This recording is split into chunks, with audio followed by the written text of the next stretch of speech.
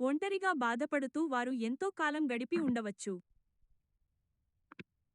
ఇప్పుడు వారికి ఒక సంతోషకరమైన ఇల్లు ఉంది. ఇప్పుడు వారికి ఒక స్నేహితుడు ఉన్నాడు మరియు వారు జీవిస్తారు. చివరి వరకు. నా ప్రాణ స్నేహితుడు ఎప్పుడూ తోడుంటాడు.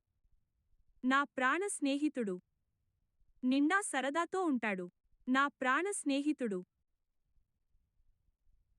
నా ప్రాణ స్నేహితుడు నా సంతోషకరమైన ఎలుగుబంటి. నా ప్రాణ స్నేహితుడు దూరంగా వెళ్ళిపోతున్నాడు.